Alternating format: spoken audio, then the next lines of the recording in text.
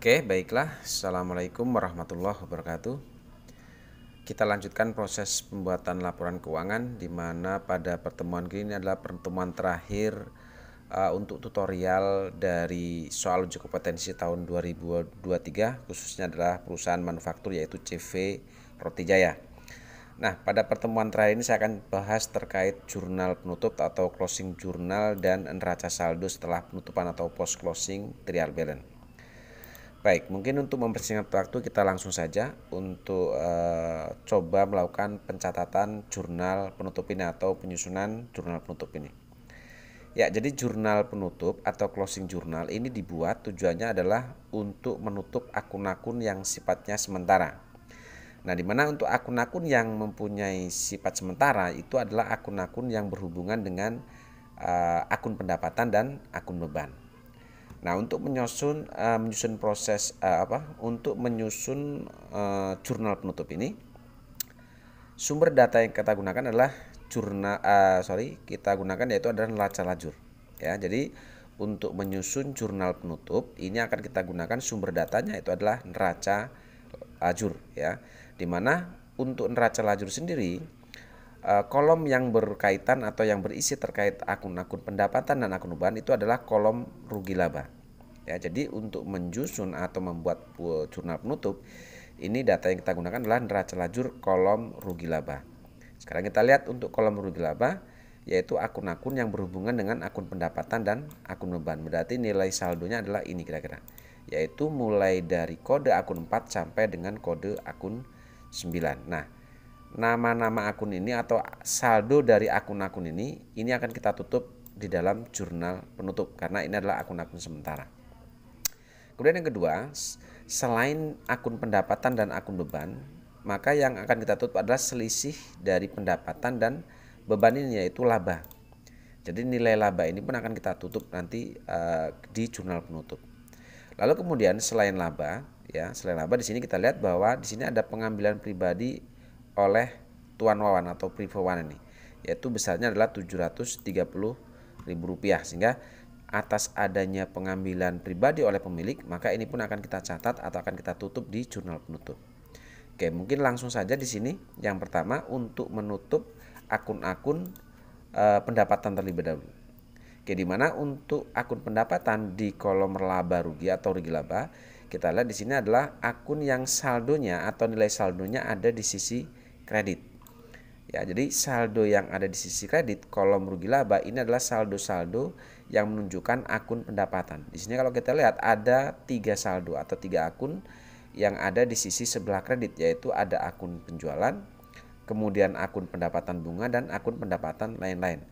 Nah, atas adanya saldo pendapatan ini akan kita catat pertama di jurnal penutup. Oke, jurnal untuk menutup adanya akun pendapatan itu adalah kita masukkan dulu tanggalnya tanggal 31.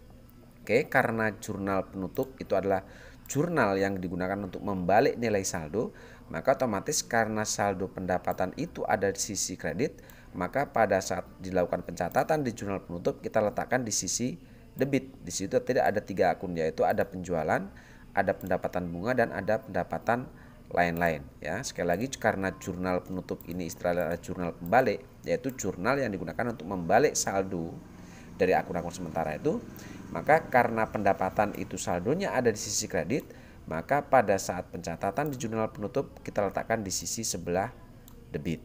Oke, dengan kode akun masing-masing disesuaikan dengan daftar akunnya. Lalu untuk nilai saldonya sendiri kita lihat di sini, untuk penjualan adalah 58.180, untuk pendapatan bunga 1.035.000 dan untuk pendapatan lain 475.000. Kita masukkan di sini di sisi sebelah debit.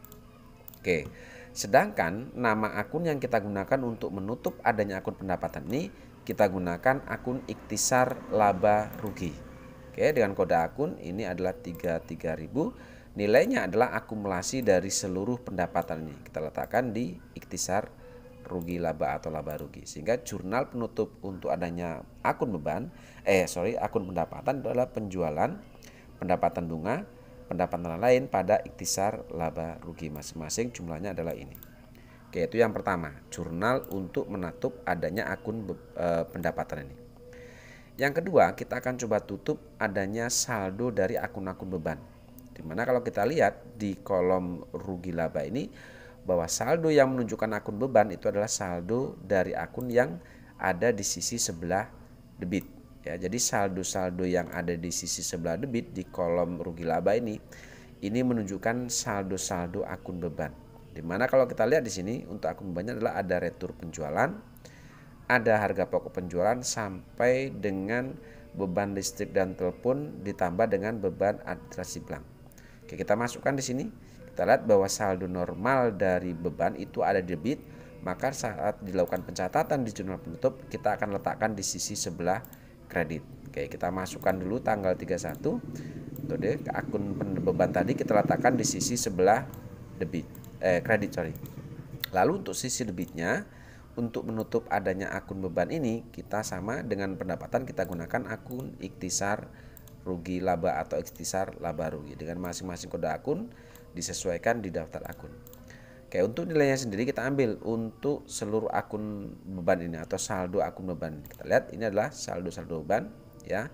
Mulai dari retur penjualan 130.000, lalu untuk harga pokok penjualan 33.961.610 rupiah dan seterusnya ini kita masukkan ke sini di sisi sebelah kredit.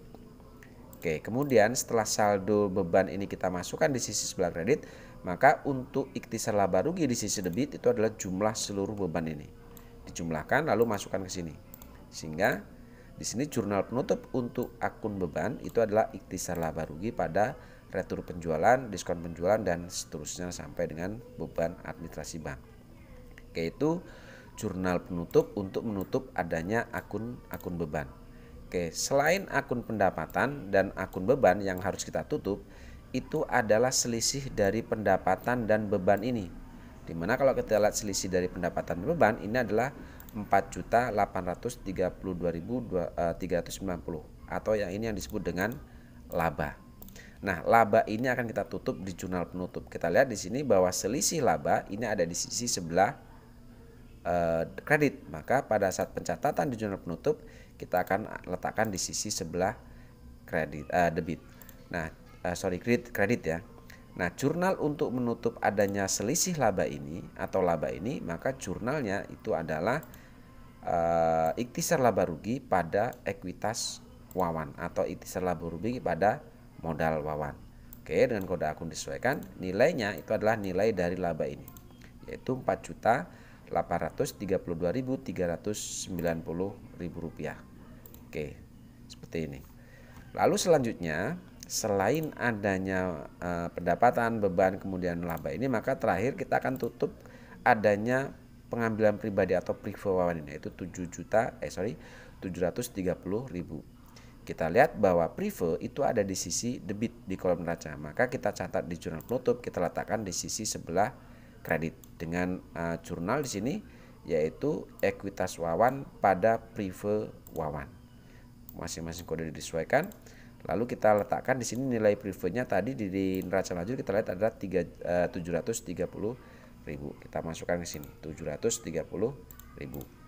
Oke ya, jadi selain akun-akun pendapatan yang harus ditutup, kemudian akun-akun beban, maka selisih antara pendapatan dan beban ini atau yang disebut dengan laba ini pun akan kita tutup. Kemudian selain laba, maka jika ada pengambilan pribadi oleh pemilik, maka prive itu pun atau pengambilan pribadi itu pun harus kita catat di jurnal penutup dengan jurnal ekuitas Wawan pada prive Wawan atau modal pada prive, seperti itu.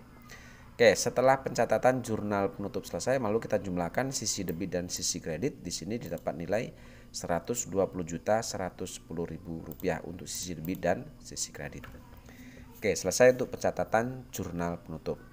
Lalu setelah jurnal penutup ini selesai, maka akan kita coba lakukan untuk mengelompokkan akun-akun yang ada di sisi sebelah debit dan akun-akun yang ada di sisi sebelah kredit. Ya, kita akan coba kelompokkan seluruh akun yang muncul di sisi debit dan sisi kredit ke dalam rekapitulasi ini atau data rekapitulasi ini. Nah, kita lihat di sini bahwa akun yang ada di sisi debit ini saya kasih warna merah seperti ini ya. Kalau kita lihat di sini ada 1 2 3 4 5 6, ada 6 akun ya, muncul di sisi sebelah debit. Ya, ada namaku, tetapi karena ikhtisar laba rugi di sini muncul 2 kali di sisi debit, maka bisa dikatakan ini adalah 5 kali, ada 5 akun yang muncul di sisi sebelah debit. Oke, lalu kita masukkan ke dalam rekapitulasi di sisi debit kode akun tersebut dengan cara menyusun dari kode akun terkecil. Oke, setelah saya susun hasilnya kira-kira sebegini ya. Akun terkecil adalah 3000. 3000 ini adalah untuk akun Ekuitas Wawan, dan yang terbesar 82000 ini untuk akun pendapatan lain-lain. Ya, ada 5 akun di sini. Oke, kemudian kita masukkan nilai saldo dari masing-masing akun. Untuk 3000 kita ambil di sini nilainya 730.000. Lalu kemudian untuk 33.000 ini adalah untuk akun ikhtisar laba rugi, di mana kita lihat ikhtisar laba rugi muncul 2 kali. Kode akun 33.000 muncul 2 kali di sisi debit. Sehingga karena 2 kali ini kita jumlahkan. Oke, setelah saya jumlahkan di sini untuk kode akun 33.000 didapat nilai 59.690.000. Lalu untuk yang 4.000 di sini ada untuk akun penjualannya itu 58.180.000. Dan 8.000 ini untuk akun pendapatan bunga itu 1.035.000, dan terakhir untuk 82.000 ini adalah pendapatan lain-lain, itu nilainya 475.000. Oke, lalu kita jumlahkan total sisi debit itu didapat nilai 120.110.000. Ini sama dengan jumlah yang ada di jurnal. Oke, lalu yang di sisi kredit kita lihat bahwa ini untuk kode akun yang warna hitam ini adalah akun-akun yang muncul di sisi kredit. Kalau kita hitung di sini ada 1, 2, 3, 4, 5, 6, 7, 8, 9, 10 dan seterusnya ya, dimana untuk 3.000 di sini kalau 33.000 ini muncul sekali ya. Silakan kalian jumlah di sini ada berapa akun, kemudian kalian susun mulai dari akun terkecil ya untuk akun-akun yang muncul di sisi sebelah kredit. Oke, setelah saya susun di sini untuk kode akunnya kira-kira seperti ini hasilnya. Muncul kode akun terkecil adalah 3.000 dan akun terbesar 9.000.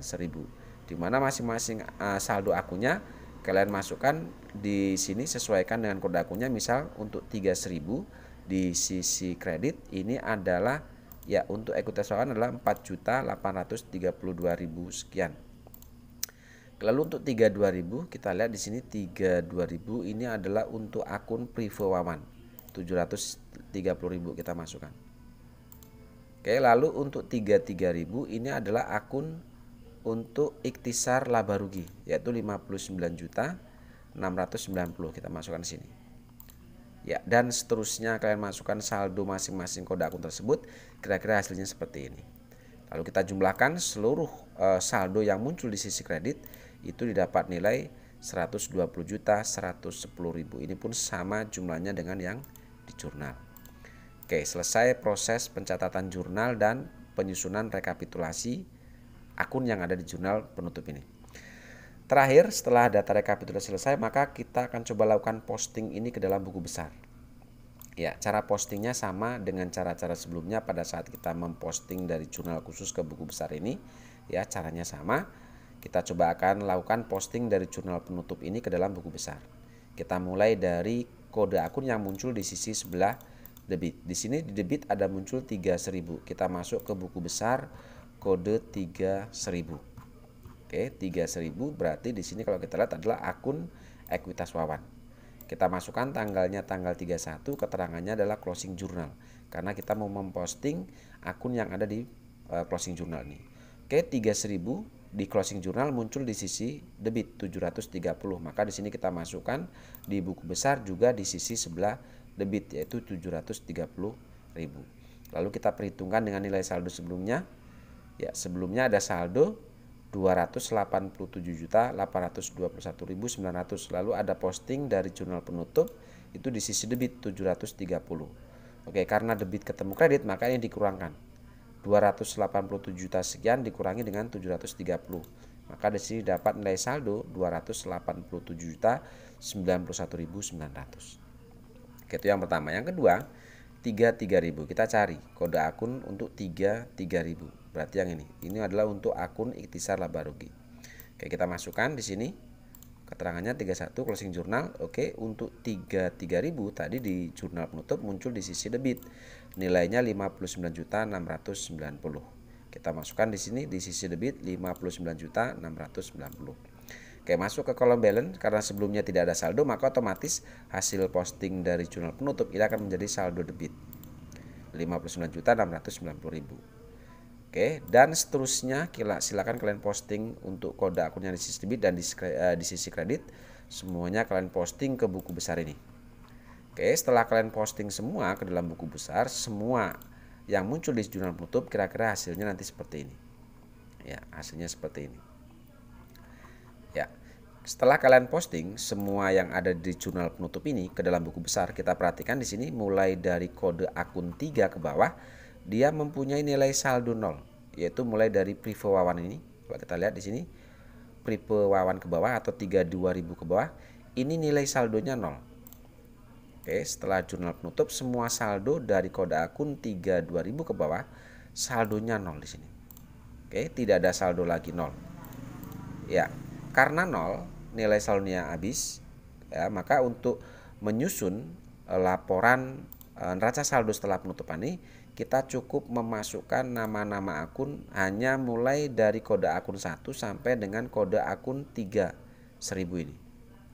Ya, jadi kita masukkan ke sini mulai dari kode akun kas di tangan atau 11100 sampai dengan 3.000. Ini kita akan masukkan ke neraca saldo setelah penutupan. Kita masukkan nama akun dan kode akunnya. Oke. Kenapa kode akun 32.000 ke bawah tidak kita masukkan ke neraca saldo setelah penutupan atau post closing trial balance? Karena dia memiliki nilai saldo 0, jadi tidak perlu kita masukkan ke sini. Oke, lalu kita masukkan nilai saldo masing-masing akun ini. Misal contoh kas di tangan, kita lihat di buku besar kas di tangan, dia mendapatkan saldo akhir 31 Desember itu 2.601.000. Maka muncul di sisi debit, maka di neraca saldo setelah penutupan kita masukkan di sisi sebelah debit 2.601.000. Lalu kas bank, kita lihat di buku besar kas bank ini menghasilkan saldo akhir debit 22.906.550 di sisi debit, maka saldo akhir ini kita masukkan ke sini di sisi debit.